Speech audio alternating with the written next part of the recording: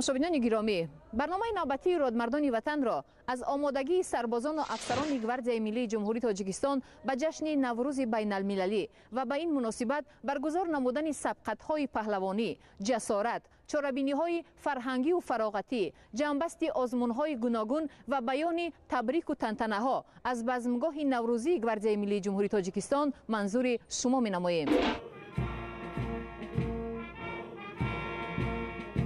با مقصد ترغیب عنعنه‌های نوروزی و باز هم بالا برداشتن مهارت جسمانی و جنگی خدمتچیان حربی بخشیده به جشن نوروز بین المللی، مسابقه‌های ورزشی برای دریافت جام فرمانده گواردیای ملی جمهوری تاجیکستان تشکیل کرده شد.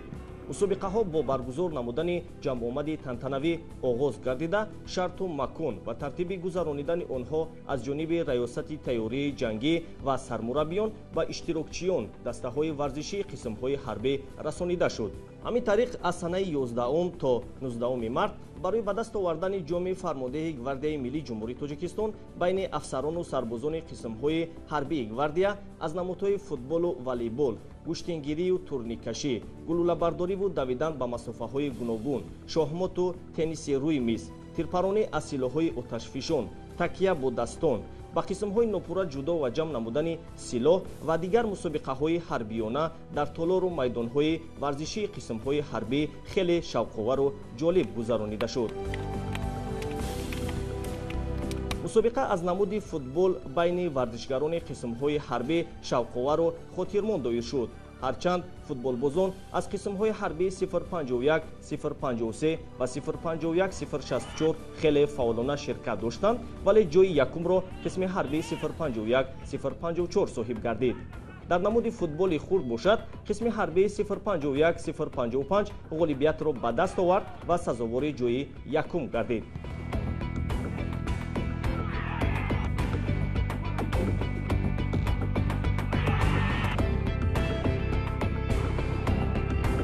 مسابقه ورزشی دیگر که بین افسران و سربازان پیوسته برگزار کرده می شود، این بازی والیبال می باشد. در این نمود قوا آزمایی ورزشگران از قسم‌های حربی 051 054 و 051 059 هرچند با جسارت و غیرت مهارت بلند نشان دادند، ولی در نشان رسی و دقیق کاری کسی به ارتلریستان برابر شده نمیتواند. از این رو دور نهایی مسابقه با غالبیت افسران و سربازان قسم حربی 051 064 به آخر رسید و جای اول را اشغال نمودند. تورنیکشی و گلوله‌برداری برای خدمتچیان حربی معیار همه‌روزه مشق‌های ورزشی بوده. سربازان و افسران پیوسته بین خود قوا آزمایی میکنند. در تورنیکشی بین اسکران سرژانت خرد گواردیا ادریس غفور از قسم حربی 051 058 با نشانداد 26 مرتبه تورنیک کشیدن جای یکم را به دست آورد. در مسابقه تورنیکشی بین قسم‌های حربی گواردیای ملی جمهوری تاجیکستان از نمود تورنیکشی سزاوار جای اول گشتند. در گلوله‌برداری باشد، سرژانت خرد گواردیا بنیاد اکولوف از قسم حربی 051 054 گلوله 24 کیلوگرم را از دیگر اشتراکچیان مسابقه زیادتر یعنی 107 مرتبه بالا برداشته زینه اول را به دست آورد و با این دلاوری دسته ورزشی قسم حربیش را برای غالب جای یکم گردیدن نزدیک نمود. در بین افسران باشد، کاپیتان گواردیا خوجازاده رحمانعلی از قسم حربی 051 057 در تورنیکشی و لیتنانت کلان گواردیا نظرزاده فیض‌الدین از قسم حربی 051 063 در گلوله‌برداری پیروزی را به دست آوردند. مسابقه نوبتی دیگر که مخلصان زیاد را جمع آورد این تکیه با دستان بود. طبق شرط مسابقه باید از قسم‌های حربی یک نفری اشتراک کرده میبایست تنها در 1 دقیقه مهارت خود را نمایش دهد.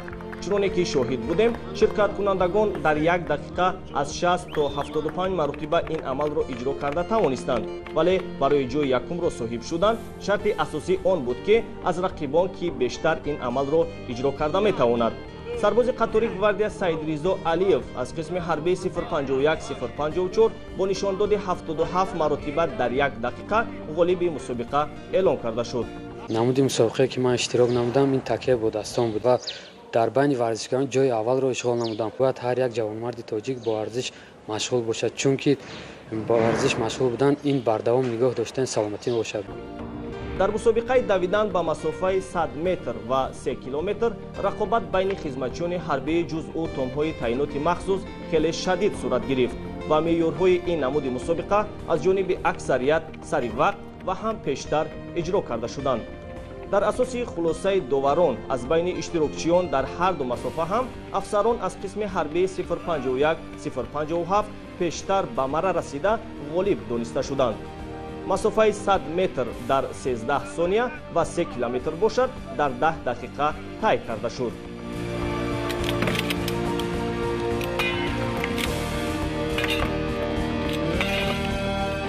намуди дигари мусобиқа ба қисмҳои нопурра ҷудо ва ҷамъ кардани силоҳ буд ки байни сарбозону сержантон гузаронда шуд. ҳарчанд иҷрои меъёри машқҳо барои ба қисмҳо ҷудо кардан 15 сония ва ҷамъ кардани он 25 сонияро ташкил медиҳад, вале нафароне буданд ки ин меъёрҳоро дар муддати 6 ва 10 сония иҷро карда тавонистанд. аз ҷумла сержанти гвардия махсудҷон шукуров аз қисми ҳарбии 051-054 бо чунин нишон дод аз тарафи ҳакамон ғолиби ин шарти озмун эътироф гардид. ӯ бо ин пирӯзӣ дастаи худро ба комёбӣ боз ҳам наздиктар намуд.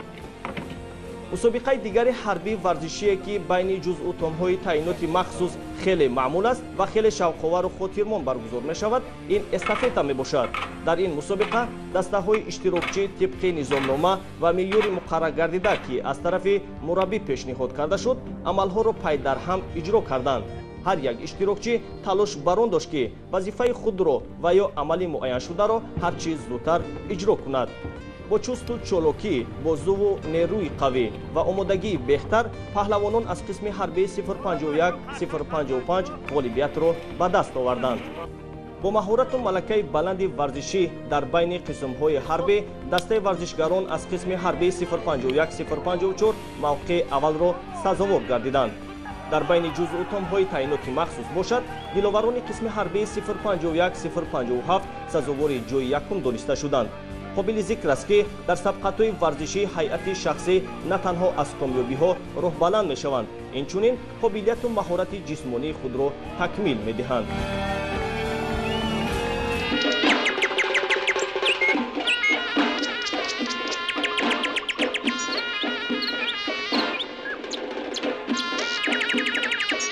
даври ниҳоии мусобиқаҳои ҳарбии варзишӣ дар майдони наврӯзгоҳи гурдон бо баргузор намудани сабқати паҳлавонӣ, яъне гӯштини миллӣ анҷом ёфт, ки дар ин сабқати паҳлавонӣ варзишгарон, афсарону сарбозон ба майдон баромада бо ҳам рақобат нишон доданд. гӯштини миллӣ ки яке аз намудҳои анъанавии варзиш буда дар ҷашну маросимҳои миллӣ баргузор мегардад, ба зумгоҳи наврӯзии гурдонро боз ҳам пуршукӯҳ намуд. иштирокчиёни ин намуди мусобиқа, паҳлавонон аз ҳама қисмҳои ҳарбӣ, меҳмонон ва дигар паҳлавонон бо азму тайёрӣ ҷиддӣ омада буданд. дар ин намуди варзиш на танҳо афсарону прапорщикон, балки қисми зиёди сарбозон дар вазнҳои гуногун ғолиб омаданд. аз ҷумла сарбози қатории гвардия ҷовид табаров ва абдумуталиб эргашев маҳорати хуби паҳлавонӣ нишон дода сазовори тӯҳфаҳои арзанда гардиданд.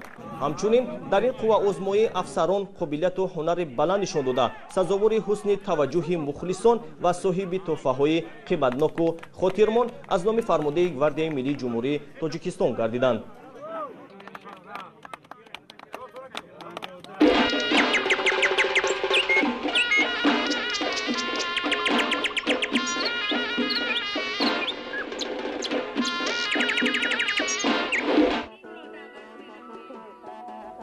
дар қатори меҳмонону мардуми сарбаланди диёр, ҳайати шахсии гвардияи миллии ҷумҳурии тоҷикистон наврӯзи байналмилалиро бо риояи тамоми унсурҳо дар ҳар як қисми ҳарбӣ таҷлил намуданд. наврӯз ҷашни бузурги миллӣ, бедоршавии табиату оғози сол ва эҳёи анъанаҳои мардуми ориёӣ мебошад. ин ҷашни кӯҳанбунёд рамзи пирӯзӣ, тантанаи некӣ ва ҷовидонии офариниш аст.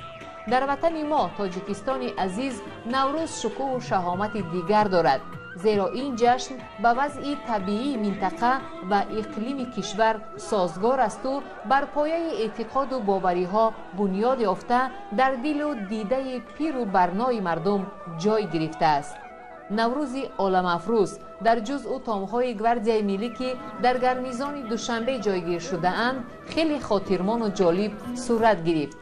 بزمگاه نوروزی را اشتراک اهل عائله خدمتچیان حربی، والدان و نزدیکان سربازان و مهمانان زیاد باز هم پرشکوه نمود.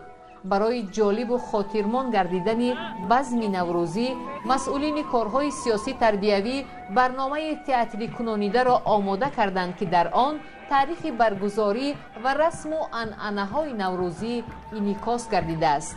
بهار دلافروز از سال پرفیض و برکت و خرمی روزگار مردم پیک شادی آورد. حضور ملکه نوروز با رقص و ترانه‌های دلنشین استقبال گرفته شد. جشن نوروز بین المللی را فرمانده گواردیای ملی جمهوری تاجیکستان گنرال مایور گواردیا باباجان جمالزاده به هیئت شخصی تبریک و مبارکباد نموده از تاریخ و فلسفه و حکمت نوروز، احترام و ارجگذاری به فرهنگ و عنعنه‌های ملی و احیا شدن آن در زمان استقلالیت دولتی یادآور شدند. همچنین فرمانده گواردیای ملی اشتراک فعالانه هیئت شخصی را در تنتنه‌های نوروزی، مسابقه‌های ورزشی که در عرفه جشن نوروز بین قسم‌های حربی گذرانده شد، فال نیک و پیروی به آیین جوانمردی ارزیابی کرده غالبان را با تحفه‌ها سرفراز گردانیدند. برای اشتراک فعالانه و در اساس خالهای به دست آورده ورزشگران جای اول و جام فرمانده گواردیای ملی به قسم حربی 051 054 سپاریده شد. همچنین به دیگر غالبان مسابقه های ورزشی افتخارنامه و تحفه های تأسیس داده فرماندهی گواردیای ملی جمهوری تاجیکستان با تنتنه تقدیم گردید.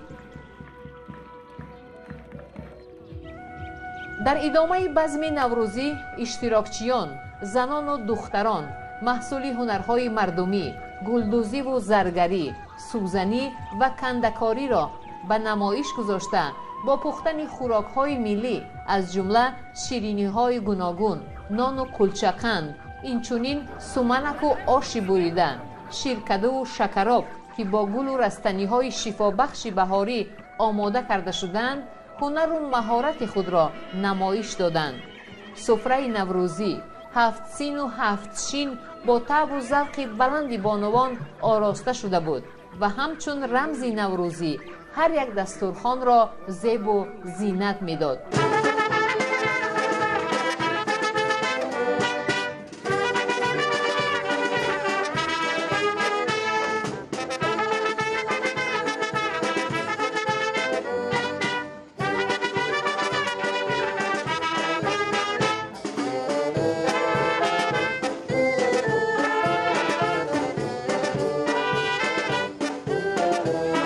آهنگ‌های روح‌نواز ارکستر حربی، قرائت پارچه‌های نظمی و سرودهای وطن‌دوستانه که از جانب دسته هنری گواردیا و دیگر افسران و سربازان اجرا گردید، بیانگر دلبستگی و صداقت بی اندازه به وطن، مادر و ملت کهن بنیاد، ارجگذاری به عنعنه‌های ملی نیاگانمان بود.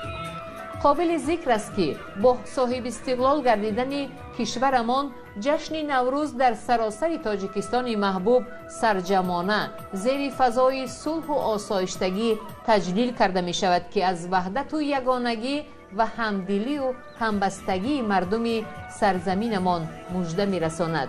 رسالت نوروز ترغیب صلح و امانی، بنیادکاری و سازندگی و همبستگی است. از این رو قطعنامه‌ای که سازمان ملل متحد برای جهانی گردیدن نوروز قبول نمود، فرهنگ صلح عنوان گرفته است. نه تنها کشورهای حوزه نوروز، اینچنین مردمان سیاره در فضای صلح و امانی، یکدلی و همدیگر فهمی و دوستی و رفاقت زیستن را از همه گنج دنیا بالاتر می شمارند و آمدن آن را شایسته استقبال می گیرند.